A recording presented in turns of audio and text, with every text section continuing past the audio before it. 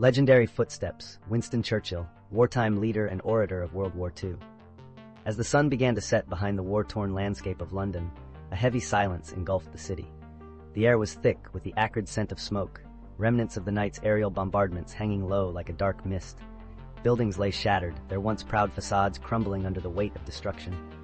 But amidst this chaos, a lone figure stood resolute, a beacon of defiance in the face of adversity.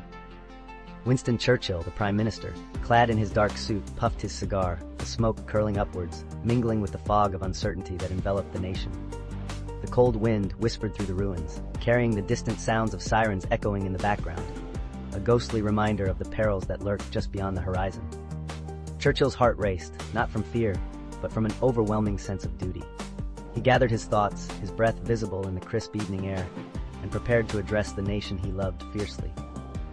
As he stepped to the microphone, the weight of history hung in the air. "We shall fight on the beaches. We shall fight on the landing grounds," he declared, his voice steady, cutting through the heavy atmosphere like a sword through fog. Each word was infused with raw emotion, a promise that resonated with the countless souls yearning for hope amidst despair. The echoes of his powerful oratory filled the homes of the beleaguered citizens, often listening with bated breath, the flickering candlelight illuminating their anxious faces, reflecting both fear and unwavering resolve. As his speech concluded, applause erupted through the radio speakers, a sound both foreign and familiar, a collective heartbeat of a nation refusing to surrender. There, in that moment, within the dim confines of smoke-stained rooms, where the smell of burnt toast mingled with the dampness of the evening, ordinary citizens were inspired to endure. Churchill, though facing insurmountable odds, became the embodiment of their shared fight for survival. To understand Winston Churchill, one must dig deep into the early years that shaped him. Born on November 30th, 1874, into an aristocratic family, he was the son of Lord Randolph Churchill and Jenny Jerome. The early sounds of privilege and expectation followed him. The clatter of horse-drawn carriages, the rustle of silk gowns, and the sharp tones of political discourse filled the lavish halls of Blenheim Palace. Yet behind the grandeur lay a fractured family dynamic. Winston felt the sting of his father's absence, as Lord Randolph's political ambitions often overshadowed his role as a father. The coldness of parental detachment affected young Winston profoundly. The absence of his father's approval ignited a fierce desire within him, a determination to succeed against all odds. The emotional void was palpable. Lonely afternoons spent in the vast library of Blenheim were filled with the musty scent of leather-bound books and the oppressive silence of unfulfilled expectations. In the midst of this childhood trauma, Winston's mother, Jenny, a vibrant and passionate woman, often found solace away from home, further accentuating a sense of abandonment. These formative years were marked by both privilege and profound emotional struggle, instilling in him a resilience that would later define his leadership.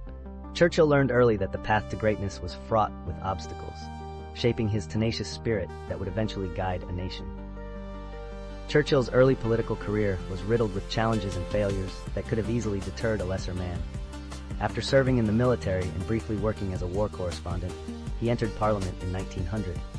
However, his journey was anything but smooth. His fluctuating political affiliations and controversial decisions left him vulnerable to criticism. The whispers of doubt grew louder, echoing through the corridors of power.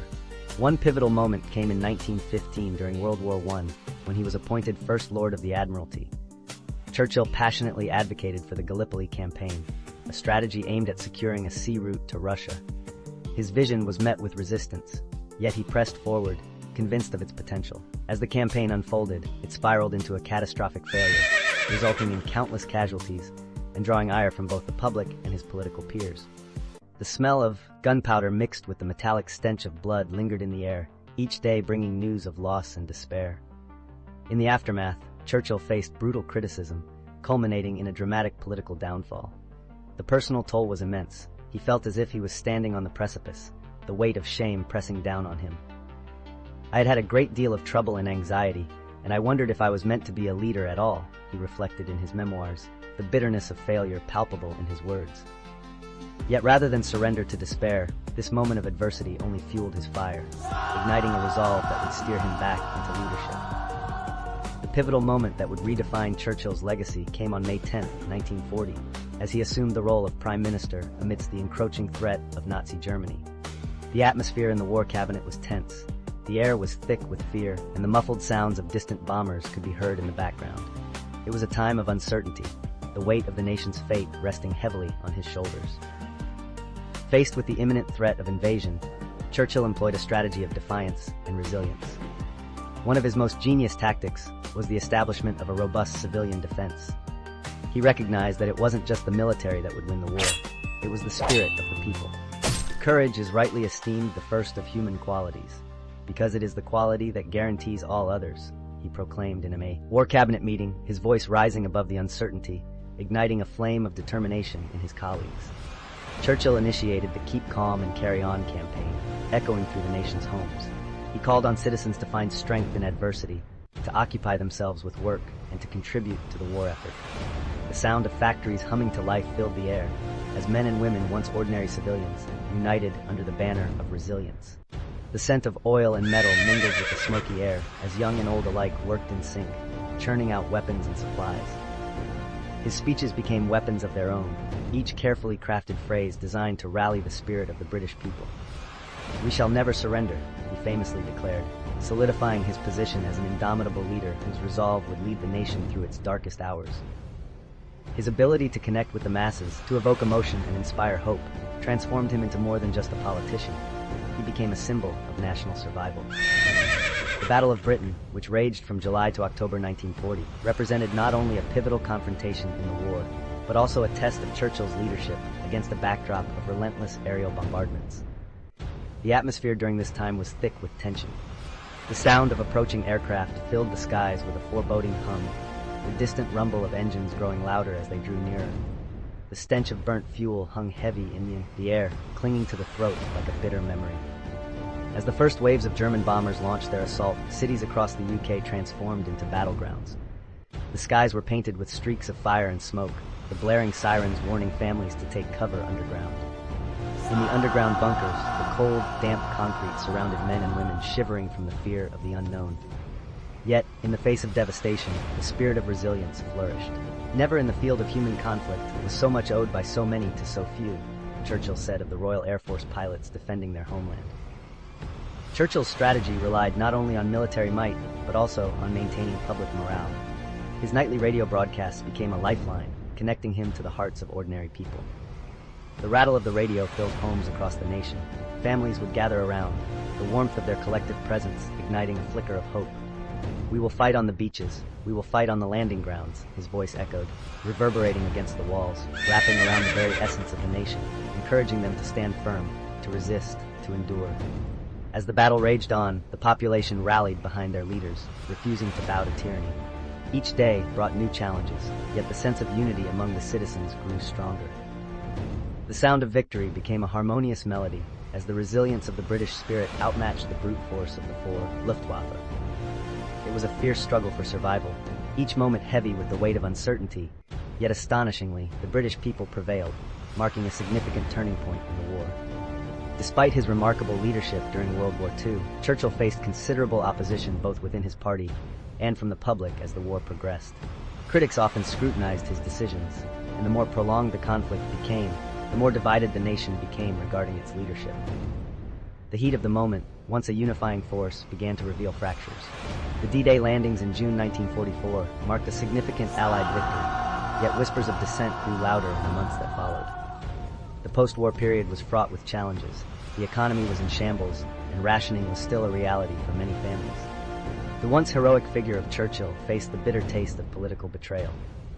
In the 1945 general election, despite his wartime popularity, he was soundly defeated by the Labour Party, who promised a new vision for Britain. In his speech conceding the election, Churchill displayed grace and dignity, stating, "The British people have spoken. They have made their choice." The atmosphere was heavy with disappointment, yet there remained a glimmer of hope. Churchill's unyielding spirit did not falter. Instead, he embraced the opportunity for reflection and personal growth, recognizing the changing tides of his country.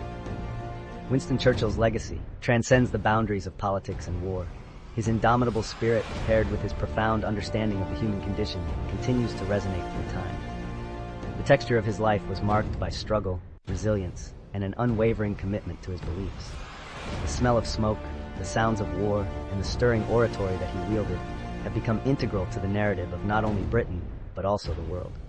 Churchill's philosophical reflections on democracy, freedom, and human nature reflect a deep understanding of the complexities inherent in society.